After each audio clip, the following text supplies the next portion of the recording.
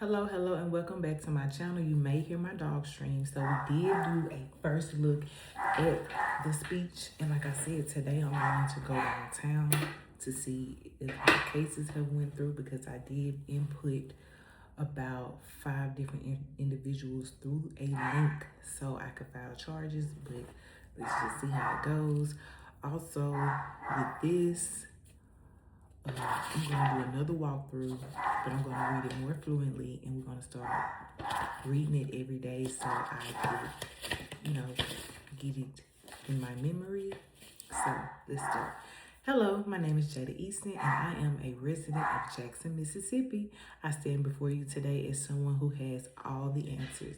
No, I stand before you today not as someone who has all of the answers, but as someone who deeply loves the city and believes its greatest days are still ahead of us. Let's start over. My name is Jada Easton, and I am a proud resident of Jackson, Mississippi.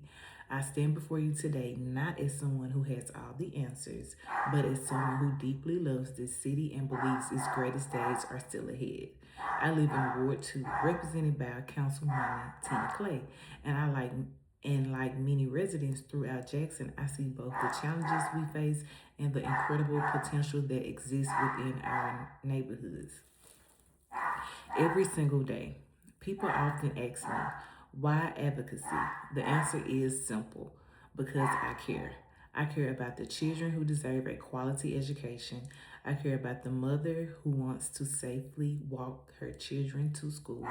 I care about the senior citizen who deserves reliable I care about the senior citizen who deserves reliable city services. I care about the business owners trying to create jobs. And I care about every resident who has ever felt like their voice wasn't being heard.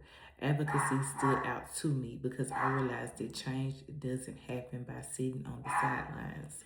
Change happens when ordinary people decide to get involved. For years, I've watched people complain about problems, waiting for someone else to fix them. I decided to become a part of the solution.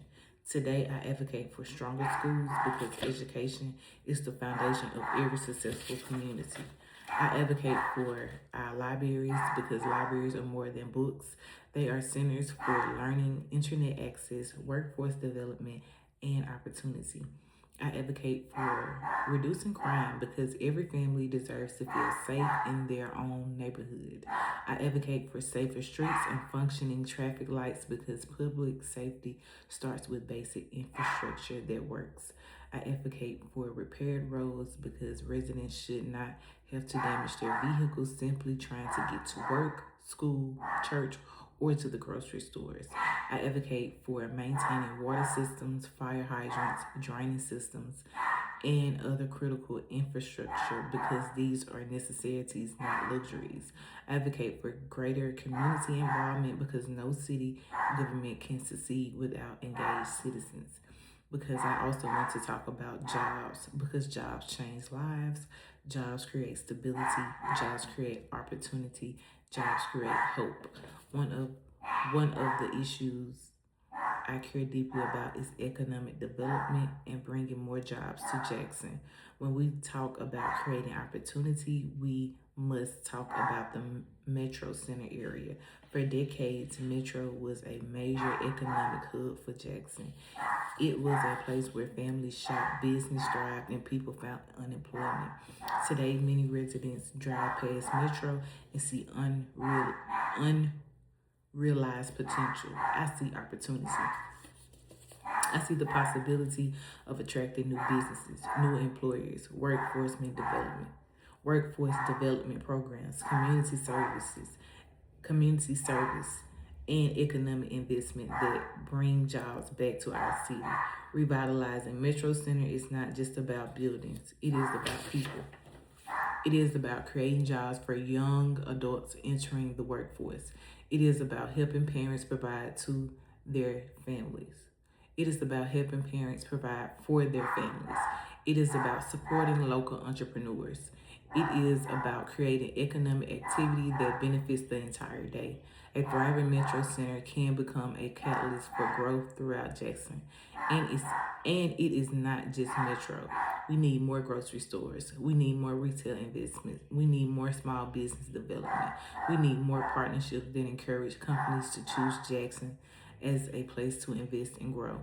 Every new business represents jobs. Every new employer represents opportunity. Every new investment represents hope.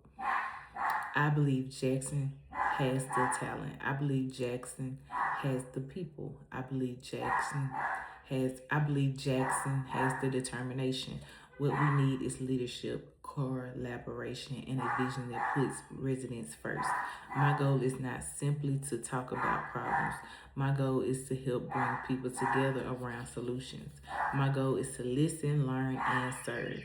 And as I continue this journey of advocacy, I want to be transparent about my long-term vision. My ultimate goal is to serve the people of Jackson as mayor. Whether that opportunity comes through election or appointment, I am committed to preparing myself through service, community engagement, and leadership. Because I believe leadership begins long before a title. Leadership begins when you decide to show up for your community. Jackson deserves leadership who listen. Jackson deserves leaders who care. Jackson deserves leaders who listen. Jackson deserves leaders who care.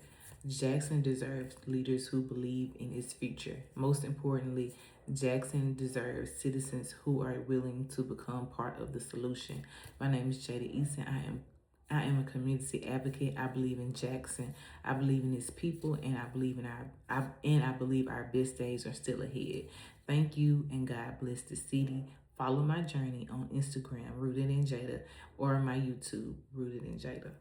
So we'll continue. That's just like a 6 minute. It says 6:57. That's like a 5-minute speech. I feel like this is a beautiful speech. We just gotta keep practicing, because that will be practice day 1.